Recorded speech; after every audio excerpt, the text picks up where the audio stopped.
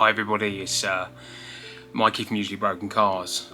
Today is a video I didn't think I would ever have to do, and it saddens me. I'm a bit embarrassed, a bit heartbroken, but you know, I feel a bit stupid and all. I got scammed on Facebook for money. You know, I put a deposit down on what was meant to be one of my dream cars. Now, this is a bit of a hard video for me to record, and a bit frustrating that I'm, like I say, having to do it. But I'm only doing this so that you guys out there don't fall for the same mistakes that I did, because I genuinely believed that this was a legitimate sale. I've bought and sold lots of cars, and I've bought and sold lots of cars off of eBay and Amazon, you know, Facebook and everything. So let's just quickly get into it. It's not a long video. I basically saw a Porsche 944, which is one of my dream cars. It came up on Facebook Marketplace for £2,000, which is for a 944 cheap, but as the advert stated, it had been off the road for a while and it needed recommissioning. Now, I've already done the same with my 924, so I figured 944, I can do that as well. And with the fact that it was my dream car, I figured, let's get it done. You know, it was a white one, it's a Series 2, 16 valve, lovely car, red interior, and I was proud as punch when I put the deposit down, thinking that I was going to get, you know, what was going to be one of my dream cars. Now, basically, I made contact with the seller. I told them who I was and said, look, I do a YouTube channel, I've restored a 924. The seller got back to me saying, you know, amazing. They found my YouTube channel, presumably through the links on my own Facebook page.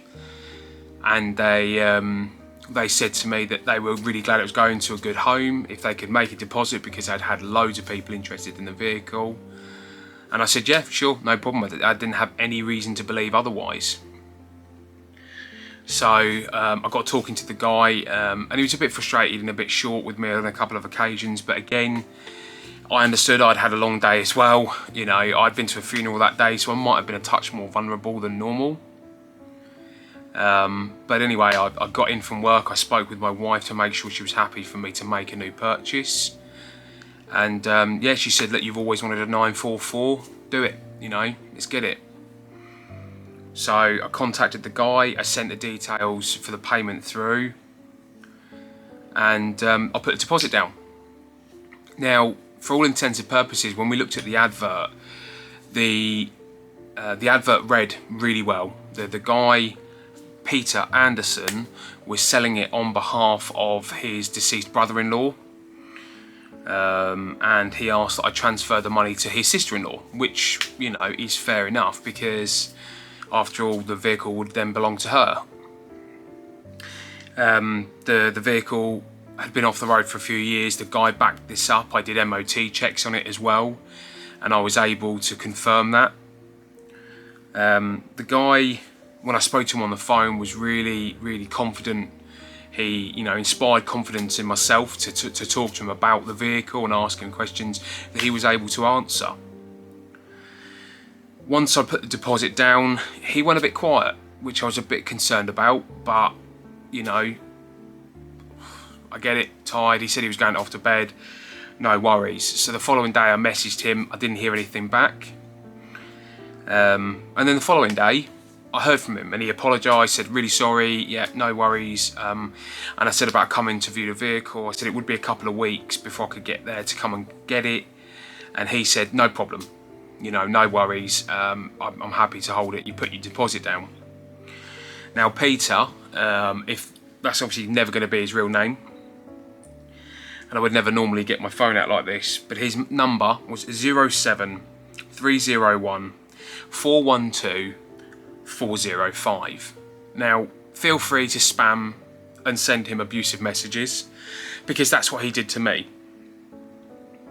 Once I realised that not everything was as it seemed, I put a message up on the Porsche 944 Owners Club on the UK Facebook page. And within a couple of hours, I had a really nice guy. He messaged me and he said to me, I went to go and view that car up north back in January. Now, bearing in mind that I was viewing this car in East London, alarm bells rang then. Now, the guy also told me that I wouldn't want to buy it when I saw it anyway, because there was damage to the vehicle that wasn't in the advert.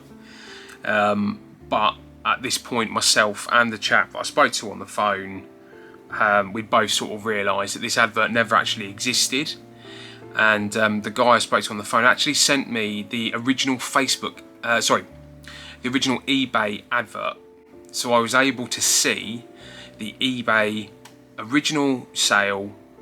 It had the exact same details, it had the exact same pictures, the same description, everything was the same.